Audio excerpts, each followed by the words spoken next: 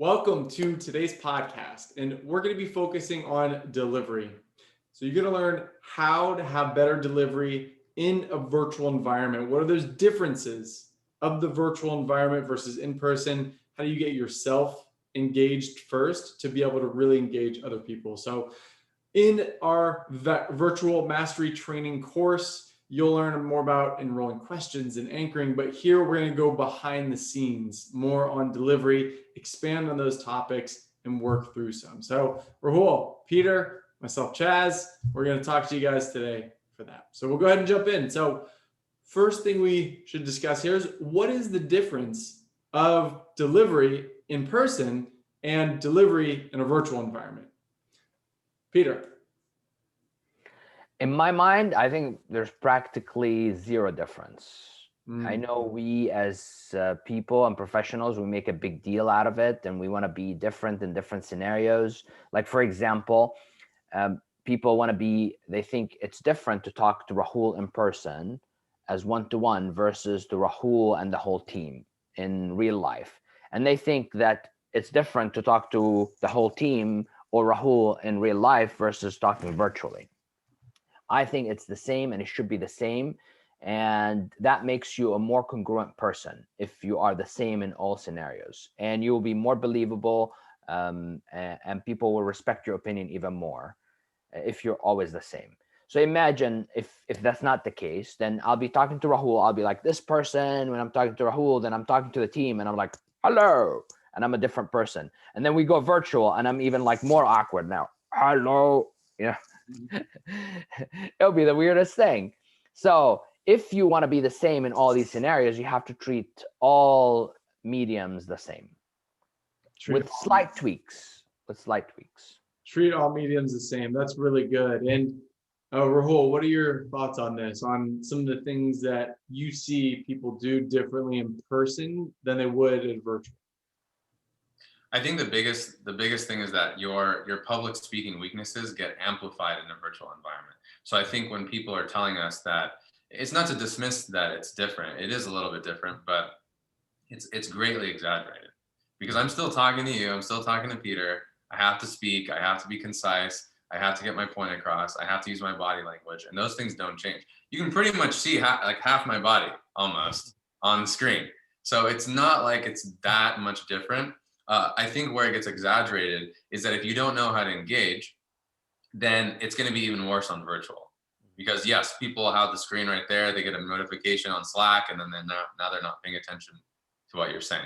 So your engagement skills have to be better. Your ability to get yourself motivated and engaged and connecting to people also needs to get better, and we can talk about that. And your ability to also jump in a meeting and a presentation, that's a little bit different too. You have to use your body language even maybe a little bit more, because with Zoom and different software, if multiple people are saying things at the same time, again, that still happens in a real environment. It is a little bit, maybe a little bit more awkward in a virtual environment for sure, and that's something that we can talk about too. So those are a couple key differences. Other than that, I don't see that much difference, other than don't stare at your screen for 3 hours straight. Like, take a break, like look outside, look out the window.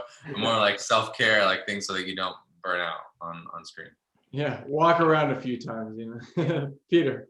Yeah. So one trick that I find works for me is when I look at the screen. So right now when I'm looking at you, Chaz, I almost imagine that I'm looking outside my window into your apartment, and you're standing at your window on your apartment.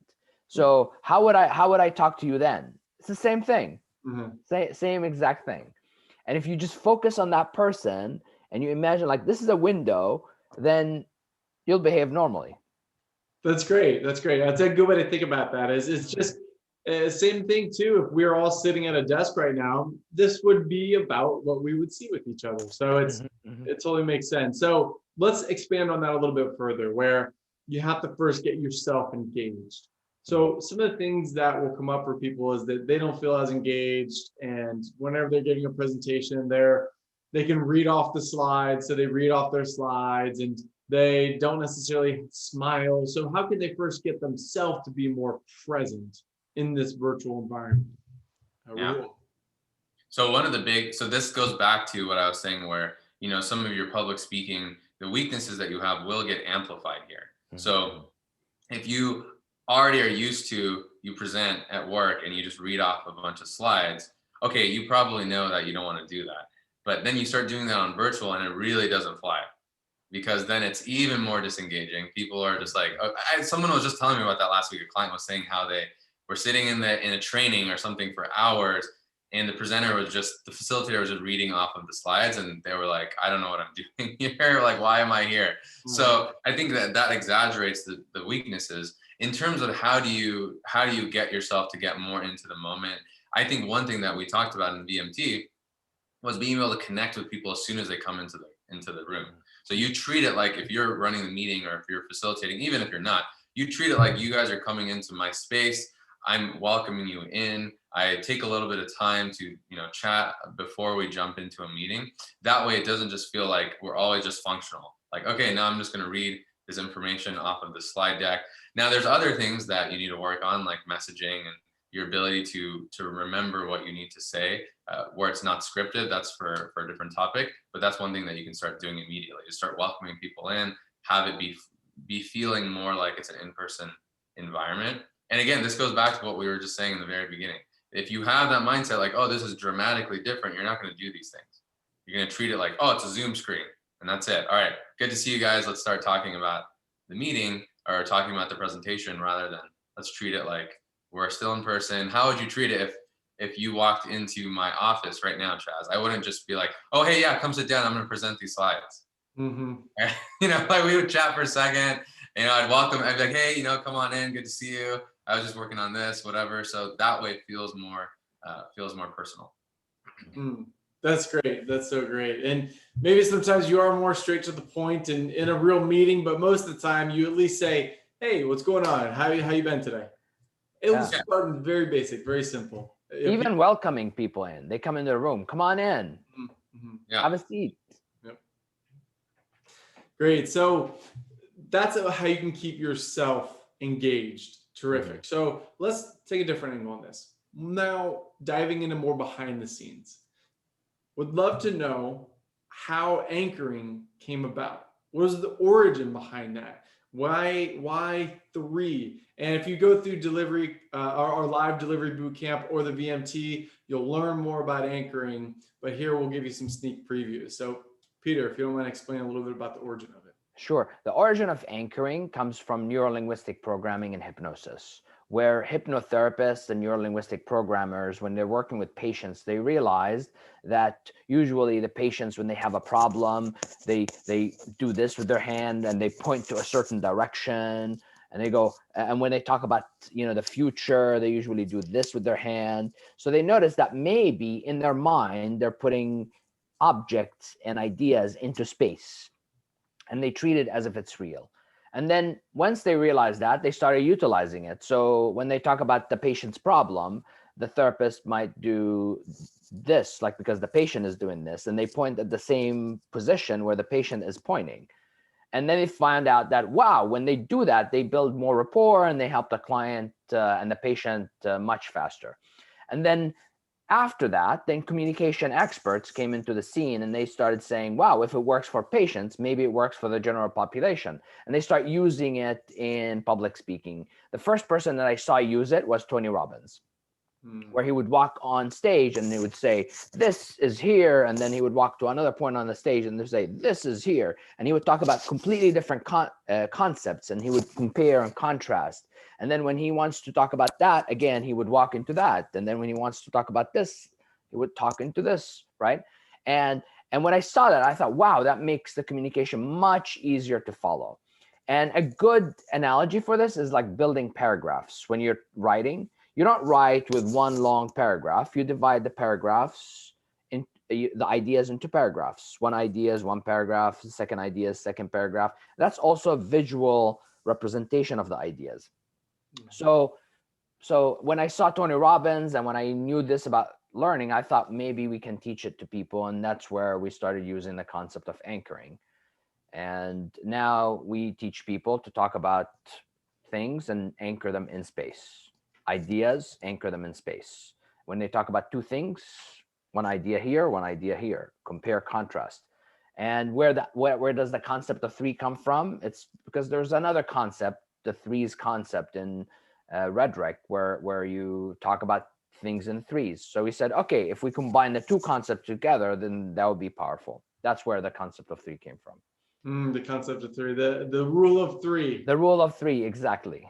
Yeah, that's great. Well, thank you for sharing that, Peter. And Rahul, what are your thoughts on anchoring? How have you seen clients implement it best? And what are some of the results that they get from it? So a big one that they can use is for their agenda. So when they're anchoring about, here we're going to talk about this, we're going to talk about this, we're going to talk about this, it makes them look a lot more authoritative, makes them look more sure about what they're saying. This looks different than if they go like this, which often they'll do this or something, or they just won't use their hands. And when they don't use their hands to delineate, you have there's a much more higher likelihood that you're going to rush through what you're saying. You're going to go, so first we're going to talk about this, and then we're going to talk about this, and then we're going to talk about this. And that feels like a big blob of information. Like Peter was talking about the paragraph, you're not splitting the paragraphs at all. Like it's when you get an email, it's a big wall of text, most likely you don't read it. So you got to split up that information so it's easier to digest and understand. So when clients are able to do that, they say compare and contrast, or here's a couple of reasons why I think this, or here's the process that we went through, a couple steps. That makes it much more easy to understand. And it's like magic. They'll always tell us like, oh, that was easier for me to explain. It was easier for everyone else to understand. I got less questions and it was more efficient. More efficient. Okay, that's great. And on body language, since anchoring is going to be using body language, let's go a little bit deeper in that area. So what are some mistakes that you two see clients make when it comes to their body language in relation to delivering in a virtual environment? Whoever wants to take that. I mean, I feel like a parrot, but again, same thing, thinking that, it's so different from in person that you don't end up using your body language. And it's like a light bulb goes off when we're working with our clients when you go, okay, look, I've been using my body language this whole time. And I can tell that because I'm being dynamic on the screen, I look different from everybody else because everyone else is stuck, like this and speaking like this. And on virtual, again, that's going to get amplified if you don't use your body language because you're going to look like a talking head on the screen. You're going to be stuck that way and it's going to be disengaging immediately, right? So that's the same thing. Like you still have to use your body language. If you don't know how to use it, then of course go to the VMT, go back to VMT, go to the delivery, check out the different portions of what you need to do. But that's a big reason is that you're thinking it's way different. Yeah. I love the idea that Rahul shared that everything you do in real life will be exaggerated in virtual. So if you sit in meetings and you're like this and you talk like this and you share like this, then most likely you're going to be like this or even worse, like this during virtual presentations. So what you want to do is just use the space. Body language, it's called the language, right? Which means you can learn it. There's vocabulary. One of my clients for a long time, he was a director at a big tech company, and he would share with me his ideas, and then we would translate that into body language. So he would say, we increased profits by 10%. And then he would say it like this, we increased profits by 10%. And then I'll be like, okay, we increased profits by 10%. And then he would do the same. And over time, he just builds vocabulary through his body. And then now he can't stop using his body. He can't stop using his hands in a direct way. I can't stop using my hands. And I always share this story. When I first started 15 years ago in this field, I used to be an engineer before. So doing a gesture like this used to feel like a hyperbole to me. So I'd be like, oh, I just feel ridiculous. I'm not going to use my hands. And then I just kept stretching and stretching and stretching. Now it's like, I can do this and feel comfortable. And I think that's the first step. It's going to help you in real life and in real and virtual if you stretch yourself and develop the body language needed to communicate better.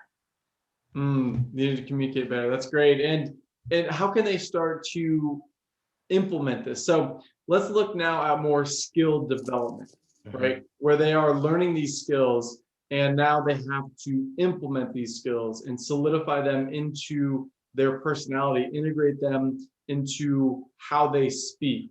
What are some best practices that you either coach your clients or that you see your clients do that helps them develop these skills of delivery in the long run to help it stick?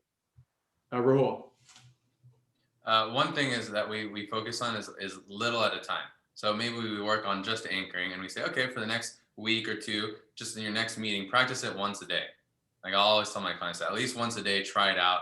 It won't take you any effort. You just do it once, right? And you go, okay, good. Then you do it again the next day. So I would just like, I tell them like, okay, write a post-it, keep it on your desk that you're going to do this once a day in some meeting. Okay, you forget that day, it's okay. Try again the next day. So you need to keep it in your conscious attention for a significant period of time. So days on end, weeks on end, which really in the long run is not a very long time until it starts becoming more unconscious. Just like you brush your teeth and you can be scrolling on your phone and you don't even think about it. It's the same thing. Eventually you'll be anchoring and using your body language and changing the tone of your voice all unconsciously. But for a while, it needs to be in the front part of your brain. You're always thinking about, oh, I need to be anchoring, or oh, I need to be looking at the camera, or oh, every meeting I need to welcome people in. And then over time you just go, oh, you see a recording of yourself and you go, oh, that's like a totally different me. And that's because it naturally started getting integrated, just like any habit. Like any habit, that's great. And Peter, what are your thoughts on this? I would add, also treat it like learning a language, like your body language, treat it like learning a language. When you're learning a new language, let's say Spanish, and you learn a word like coche, like car, for example, and then you hear somebody say it and you go coche, car, and you start thinking about it and then internally using it, imagining that you're using it, and then you meet some guy who speaks Spanish and you go, do you speak Spanish? You go, poquito, I know coche. And then you laugh about it and it's exciting. And now you're motivated. You go learn another word and then you use it. And before you know it, you can have a small conversation. Same thing with body language. I would watch YouTube videos. I would watch good speakers and I would watch their body language, how they're using their hands. And I would pick one thing. For example, let's say you watch Tony Robbins and Tony Robbins does this all the time. This when he wants to make a point. You go, wow, that's a word. That's a body language word. So you go home and you go, this, this, this. And next time you're speaking in a meeting and you want to make a really big impact and you go, and you use your hand, you go, wow, I just learned and implemented one word in body language. And now you go add another word. And before you know it, you're using your hands more effectively. That's great. Using your hands more effectively. So implementing it little bits each step at a time. So you'll learn a lot of very cool, very interesting things with delivery, but if you don't implement it, it's not going to stick. So I think it's an important practice, is a conscious practice to really use it. And Rahul, what you said, having a sticky note, anchor, right? So when you're ever in a meeting, you see it, and you're like, oh yeah, anchor. So then it reminds you, and then over time, you just do it naturally. That's great. Well, as we're wrapping up here, any last thoughts from Rahul, Peter, on how they can get best at delivery? I would say take time. Sorry, Rahul. Here is an example of something that can happen in virtual and in real life as well. Yeah, I would say take your time, learn one skill at a time and start implementing. You're going to start seeing results right away. We hear from clients who, after taking a course or after learning one simple technique, just one simple, like asking a question in the beginning of the meeting, they immediately hear back from their team. They get positive feedback, sometimes from their boss, telling them that they're great communicators. And it doesn't take much to be above average when it comes to public speaking. Above average, that's great. Thank you, Peter. Rahul. Yeah, I'd say that all the techniques that we teach are behavioral. So that means people should see a difference. They should be able to physically see it or feel it in some way. And you should too, right? Like you will eventually start noticing like, oh, I did a question or I anchored, especially with delivery, because they're very physical things that you're doing. You will notice a difference. I was just mentioning that in our weekly class yesterday. We were working on delivery and I was saying that you will notice and feel some behavioral change. That's when you know you're going in the right direction. And it could also mean internal. You feel different. You're not sweating for hours before a presentation. That's a change. maybe that's not as visible to other people, but it's visible to you. So you will see something. It's physical. Physical. That is a physical change. Right? Yeah. Like, oh, I'm not drenched. All right. That's right, the physical. And that was something that we didn't talk much about here, but that's a great example of being able to feel less nervous when public speaking as well, because you'll get better at these delivery skills. So you'll in turn feel more confident about your ability to engage people. It's like learning how to swim, right? If you don't know how to swim, and every time you go in the water, you're thrown in the ocean, you're gonna have a tough time with it. So you have to learn how to swim in a pool with an instructor showing you how. Once you get those skills, then you'll feel confident about jumping in that ocean. So similar thing with public speaking. Just remember, learn those skills, learn it small bits at a time. Do whatever you need to remind yourself to use those skills. And over time, it'll be embedded within your natural personality. And then you will feel more confident and less nervous in the long run. Thank you for joining us and listening. Stay sharp, and we'll see you in the next training.